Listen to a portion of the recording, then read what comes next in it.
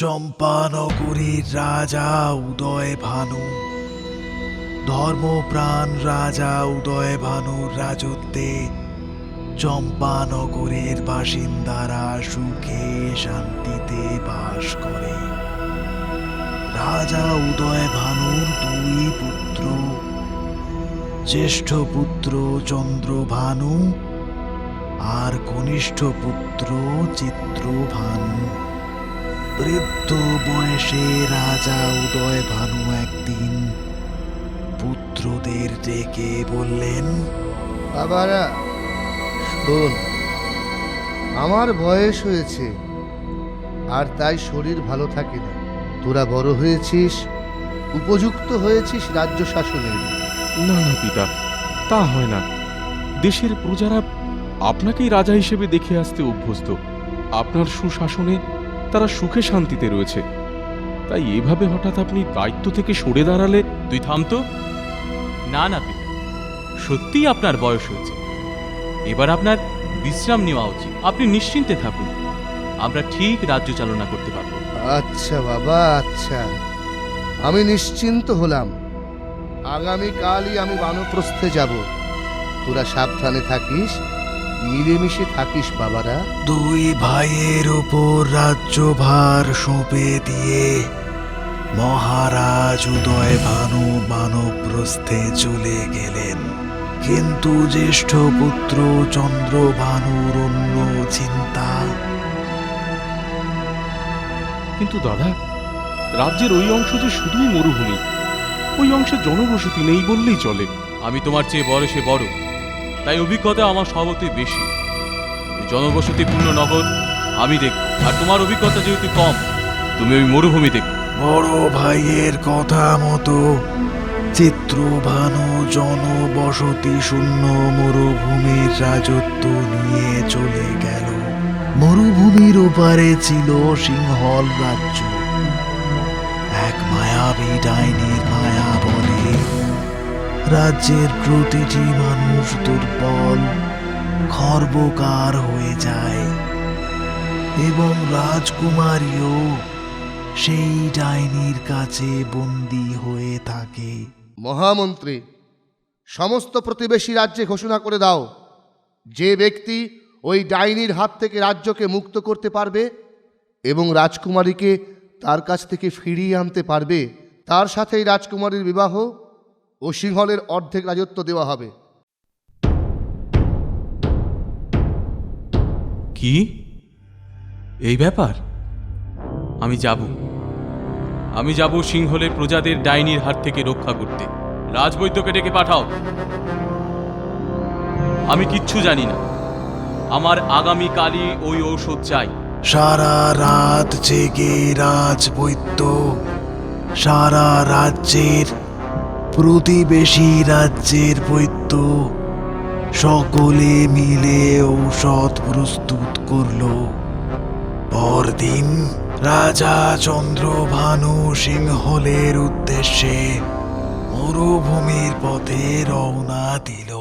বাবা, বড় ক্ষুধার্ত আমি, যদি কিছু আহারের ব্যবস্থা করে দাও। কিচ্ছু নেই আমার কাছে, তুমি যাও।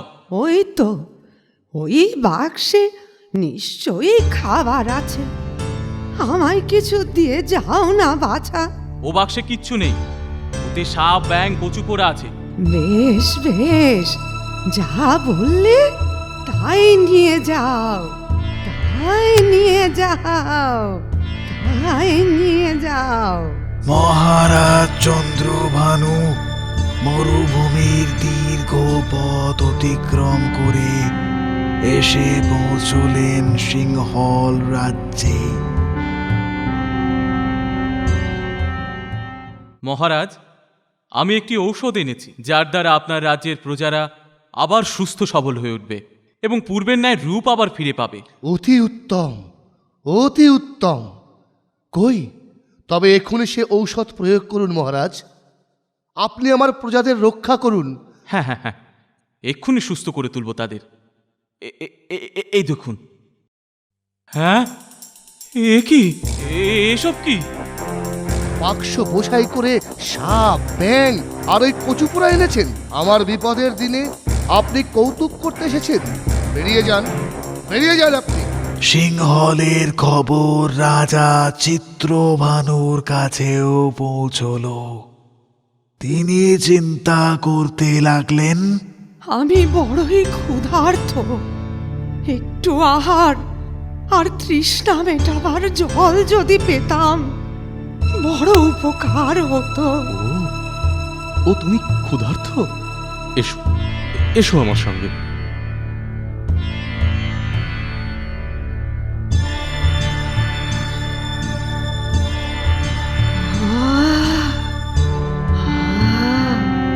যেন প্রাণ ফিরে পেলাম। শোনো, আমি তোমায় আশীর্বাদ করছি। না না, আমায় নয়। আশীর্বাদ যদি করতেই হয় সিংহল রাজ্যের প্রজাদের করুন, তারা বড় কষ্টে আছে। বেশ, তবে এই নাও। এই আংটি দিয়ে কি হবে? সিংহল রাজ্যে গিয়ে এই আংটির উপরের ঢাকনা খুলে দিও। আংটির থেকে বেরোনো ধোঁয়ায় ছেয়ে যাবে সিংহল রাজ্য। দেখবে ধীরে ধীরে সেখানকার প্রজারা সুস্থ হয়ে আবার নিজ রূপ ফিরে পাচ্ছে। তাই নাকি? তবে আর দেরি নয় যুবরাজ, এখনই আপনি ওই আংটির ঢাকনা খুলুন।